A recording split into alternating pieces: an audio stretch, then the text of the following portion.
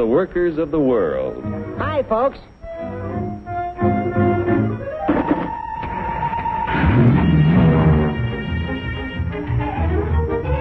Joe's the king because he can buy more with his wages than any other worker on the globe.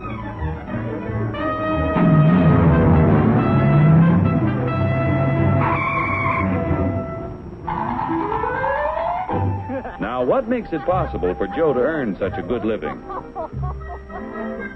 He's no smarter than workers in other countries. Are you kidding? He's no stronger than workers in other lands. Oh, yeah? Well, just watch me.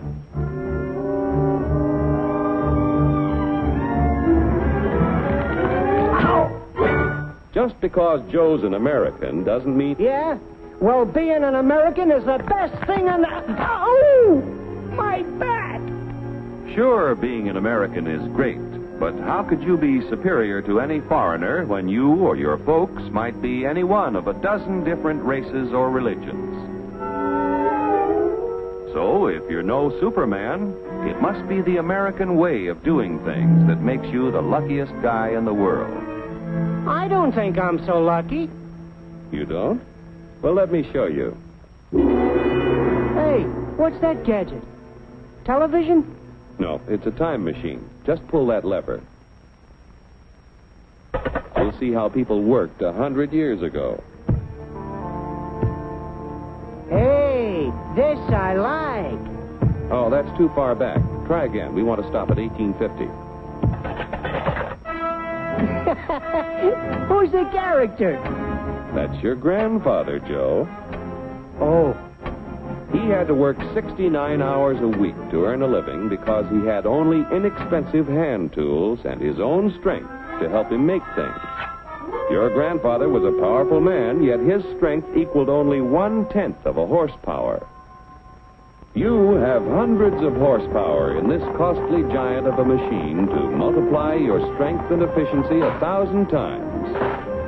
This makes it possible for you to earn more than any worker in history.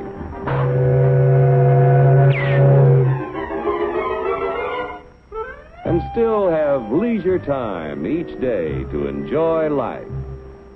So I'm lucky.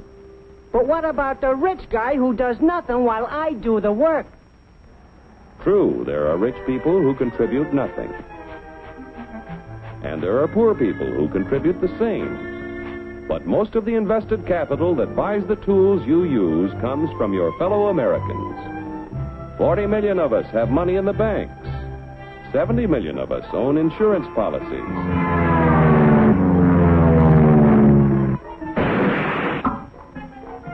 Over 15 million of us invest savings in corporation stocks and bonds, which help to finance industry. Each year, the people of America invest billions of dollars to create new plants and equipment. This invested capital buys the tools which make a man's labor worth more because he produces more.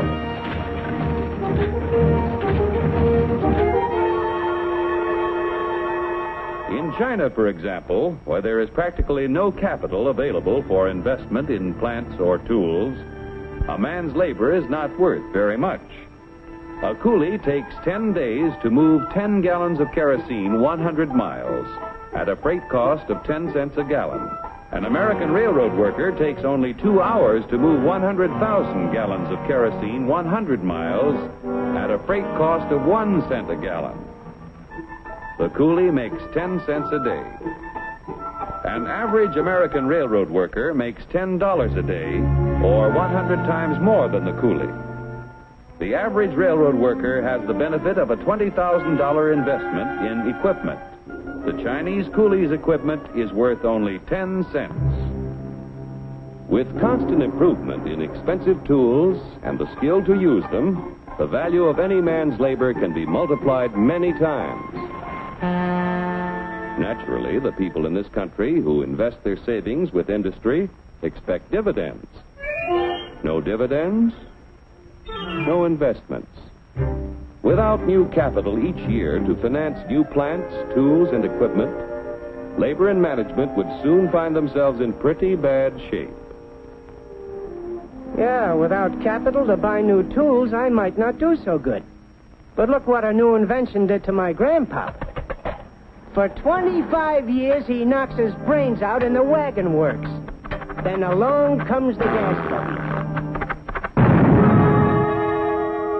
Need I tell you what happened to Grandpop?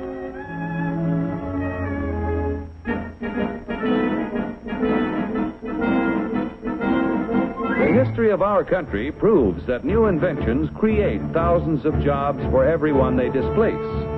So it wasn't long before your grandfather had a better job at more pay for less work. Our industrial progress is largely the result of the competitive struggle between companies to capture the market to increase profits. Huge sums are spent each year to make a better product to sell for less. Yet, regardless of how much money is spent to develop a new idea, there is often failure. When research proves successful, everyone shares in the accomplishment. The business which fails to give the consumer as much value as a competitor gives often goes bankrupt. However, on a national scale, competition gives the greatest good to the greatest number by continually producing more and better goods at lower prices.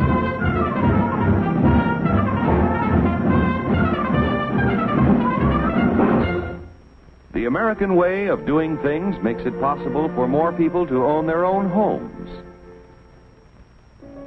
We're only 7% of the world's population, but we have 50% of the radios.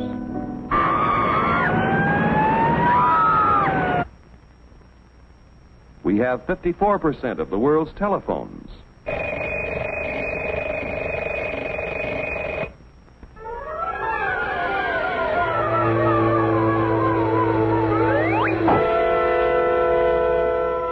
Americans own practically all the refrigerators in existence to give them plenty of ice quickly and easily.